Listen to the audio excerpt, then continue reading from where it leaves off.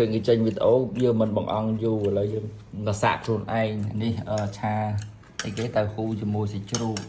ជីឆាយហើយមាន់នេះមាន់យកមកពីស្រែខ្លះសេឡើងរឹងហើយអញ្ចឹងយើងអត់អស់លុយណាមាន់ទេពងទានេះប្រហែល30គ្រាប់ 30គ្រាប់ 10000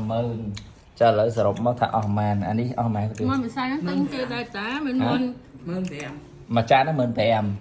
ចានហ្នឹង15000បើញ៉ាំបាន4នាក់ហ្នឹងយើងញ៉ាំច្រើនផងណាឯពងមាន់អស់30គ្រាប់ត10000នេះអញ្ចឹងឯងចឹងថោក tính kia nè bọt đông ហើយស្ងោរមាន់អានេះមាន់ទូទឹកកកទៀតហើយ chứ mà tôi tự coi mình tên ហ្នឹងហើយចឹងមិនថានេះយើងអត់គិតទេថ្ងៃហ្នឹងបើសិនជាគិតមួយហ្នឹងអស់ប្រហែលមិញប្រហែលមកផ្លូវទៅ cái hương មកចាហៀងនឹងមកផ្លូវមកចំហៀងវាមួយវាថា30000ចុះហៀងអស់15000មកផ្លូវទៅមកចំហៀងអញ្ចឹងអស់15000ទៀតអញ្ចឹងមកហូបនេះអស់20000អានេះ15000អញ្ចឹង25000ពងមាន់យើងគាត់យកមកដាក់តាំងឲ្យព្រោះយើងហូបមកគ្រប់ទីគ្រប់ដែរណាហូបច្រើនអញ្ចឹងមកពេលហ្នឹងអស់